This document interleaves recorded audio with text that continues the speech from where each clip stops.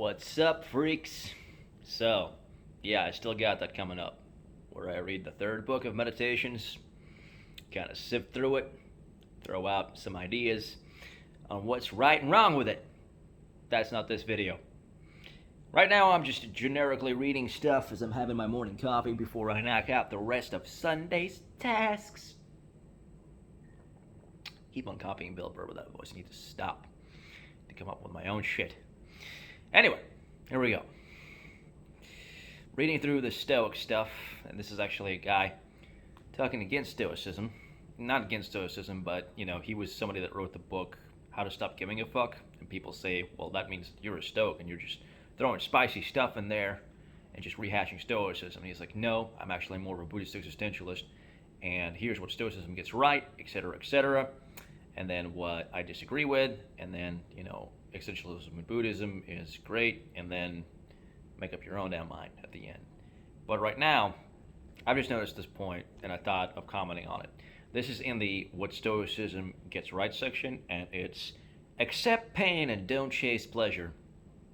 The Stoics rightly notice that most of the stupid shit people do, they do because they think it's going to make them feel good. People have a tendency to overestimate the benefits of something that feels good in the short term and underestimate the costs in the long term.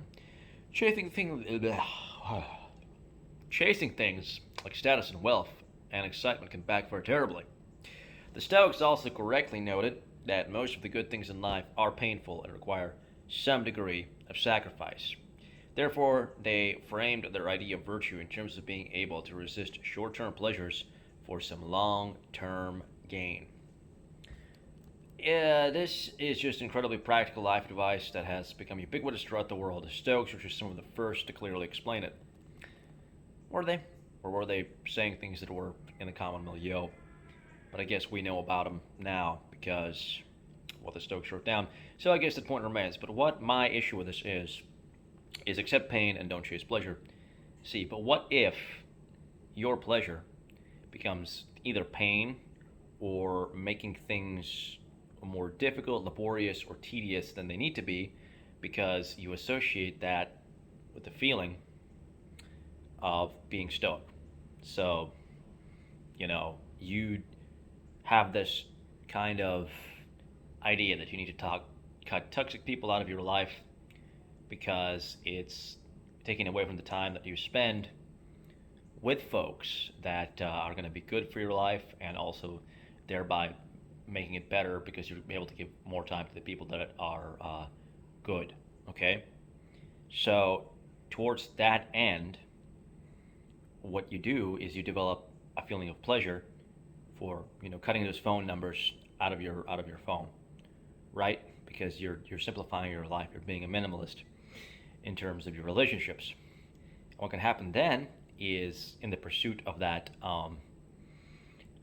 pleasure, which has now become a pleasure because it's associated with a pleasurable feeling, you're now basically not being stoic anymore. You see how this gets kind of like wonky? But they would say, well, then you're not really evaluating with the thing of reason and yada yada. But that's the thing. The prescriptions it gives are so basic that it leaves up so much room for interpretation. That's why I don't take it that seriously as a philosophy.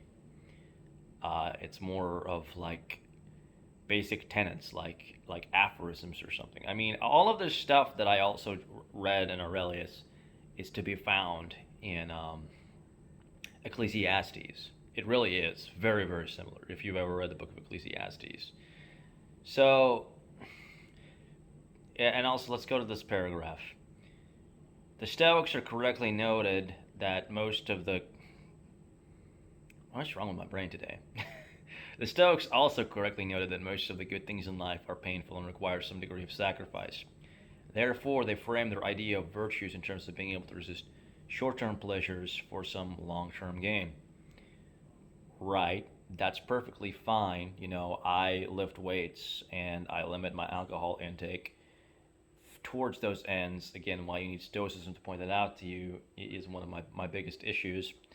And then this kind of long-term time orientation, sure, it's great in the abstract, and a lot of the things you do with that framework in mind is amazing. But then a lot of people that are these high-powered business people end up looking back at their lives and saying, "Oh, well, I didn't spend enough time with my family. Oh, well, I wasn't able to, uh, learn what I needed to learn about myself. I wasn't able to engage with my community because I was busy, pursuing a big dick business energy." So again, people would say, well, then that's, you were focusing on the short-term pleasure of achieving your long-term goals. What you needed to do was to step those grandiose things back and focus on the present, and that's actually Stoic. I guess, but again, it all becomes it's the nebulosity, if that's the word, nebulousness of Stoicism, along with the attitudes, the dude bro hustle culture attitudes that it seems to engender in the modern world, that has me just wanting to just poop on it. I guess. And that's the thing. I like a lot of the Stoic ideals and a lot of the Stoic philosophies, and I think it's good to read them and to meditate on them. But I mean, there's this guy named Ryan Holiday who has an entire shop where he sells Stoic courses and paraphernalia and knickknacks. And that, again, from what I said of Marcus Aurelius earlier, while I was reading his meditations, like, don't make a display of being wise. That seems to run contrary to that. Again, I feel that Ryan Holiday is probably helping a lot of people.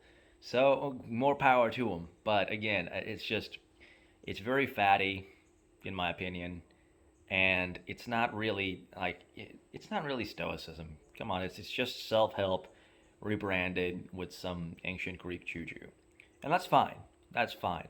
I'm going to be stoic about that. Let that be what it is, and let it be the good and the bad that it is, like everything else. But it bears commenting on. Thanks so much for listening to this short take. It was incredibly lacking in terms of eloquence because I'm just not I'm not in the flow right now.